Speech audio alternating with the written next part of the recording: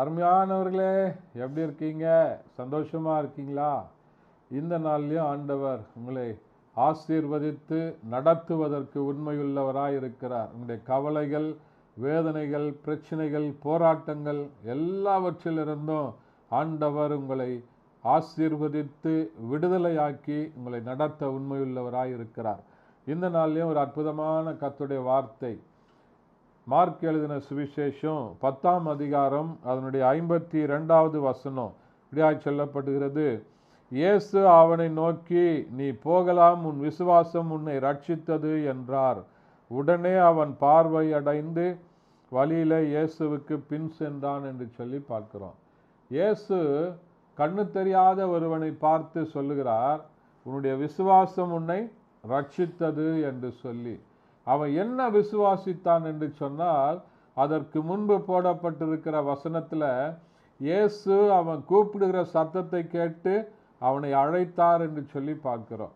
அவனை அழைத்த உடனே அவன் மேல் வஸ்திரத்தை தூக்கி எறிந்து விட்டு இயேசுவின் இடத்துல போனான் என்று சொல்லி பார்க்கிறோம்.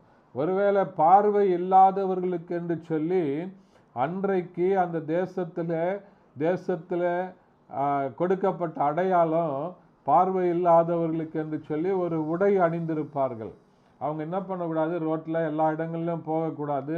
அந்த உடையை பார்த்தாலே இவங்க பார்வை இல்லாதவர்கள் என்று சொல்லி மக்கள் எல்லாம் அவர்களை அறிந்து கொள்ளும்படியாக அவங்களுக்கு ஒரு அடையாளத்தை கொடுத்திருந்தாங்க. இயேசு அவனை கூப்பிடுகிறார் என்று சொன்ன மாத்திரத்தில் அவனுக்கு கண் பார்வையற்றவன் என்கிறதான அந்த அடையாளத்தை, இருந்த உடைய அந்த நாட்டில் அந்த மக்கள் கொடுத்திருந்த அந்த அடையாளத்தை அவன் தூக்கி எறிந்து விட்டு இயேசுவின் இடத்துல போகிறான். ஏன்னா, நான் இயேசுகிட்ட போகிறேன், இனி எனக்கு இந்த பார்வை அற்றவன் என்கிறதான அடையாளம் தேவையில்லை அப்படின்னு சொல்லி, இன்னைக்கும் ஆண்டவரை நோக்கி பார்க்கிற உங்களுடைய குறைவுகளை ஆண்டவர் நிறைவாக்க உண்மையுள்ளவராய் இருக்கிறார். நீங்க விசுவாசித்தீங்கன்னா ஆண்டவருடைய மகிமையை காண்பீங்க. அதை தான் ஆண்டவர் சொல்றாரு, நீ போகலாம், உன்னுடைய விசுவாசம் உன்னை ரட்சித்தது என்று சொல்கிறார். ஆகையினால இந்த நாளில் ஆண்டவரை முழுமையாக விசுவாசிங்க.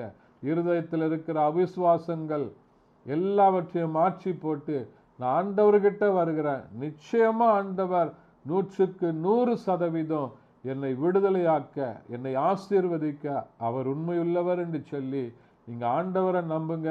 ஆண்டவர் பெரிய காரியங்களை செய்வார். ஜெபிக்கலாமா?